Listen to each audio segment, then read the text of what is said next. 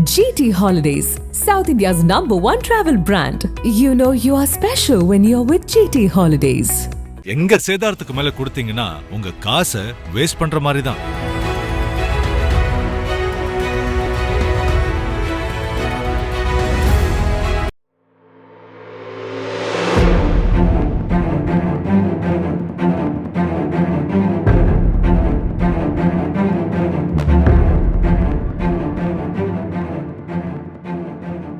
கிருஷ்ணகிரி மாவட்டம் பர்கூர் அடுத்த மேல் சீனிவாசபுரத்தை சேர்ந்தவர் முருகன்.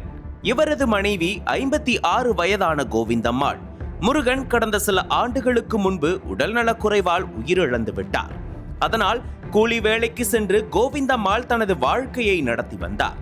அந்த வகையில் கடந்த நவம்பர் 25ஆம் தேதி ஊரக வேலை திட்டத்தில் அப்பகுதியில் உள்ள பெரியமலை அடிவாரத்தில் பண்ணைக்குட்டை அமைக்கும் பணிக்காக கோவிந்தம்மாள் சென்றிருந்த நிலையில் மலை அடிவாரத்தில் மர்மமான முறையில் இறந்து கிடந்தார். இது குறித்த தகவல் காவல்துறையினருக்கு தெரிவிக்கப்பட்டது. அதன் பேரில் சம்பவ இடத்திற்கு வந்த பர்கூர் போலீசார் விசாரணை நடத்தினர்.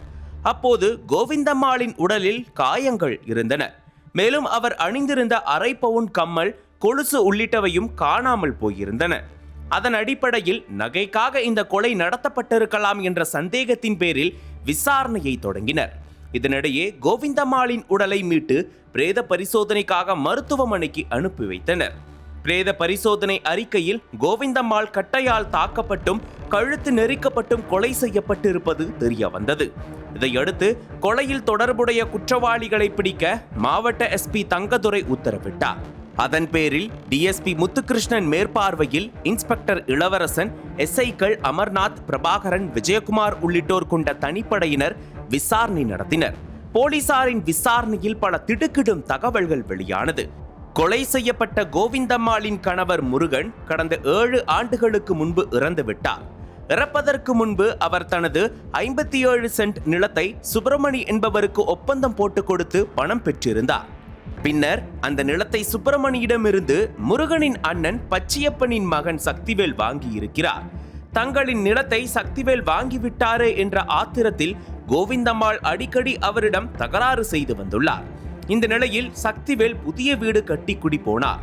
அப்போது அங்கு வந்த கோவிந்தம்மாள் சக்திவேலையும் அவருக்கு ஆதரவாக பேசிய உறவினர்களான மேல் சீனிவாசபுரத்தை சேர்ந்த 65 வயதான வெங்கட்ராமன், 64 வயதான கோவிந்தராஜ் ஆகியோரையும் தகாத வார்த்தையால் பேசி திட்டியிருக்கிறார். இது அவர்களுக்கு ஆத்திரத்தை ஏற்படுத்தியது. அதனால் ஆத்திரமடைந்த அவர்கள் கோவிந்தம்மாளை தீர்த்து கட்ட முடிவு செய்தனர். அதன்படி ஏரி வேலைக்கு சென்று திரும்பிய கோவிந்தம்மாளை சக்திவேல், வெங்கட்ராமன், கோவிந்தராஜ் ஆகிய மூவரும் சேர்ந்து கட்டையால் அடித்தும் கழுத்தை நெரித்தும் கொலை செய்தனர்.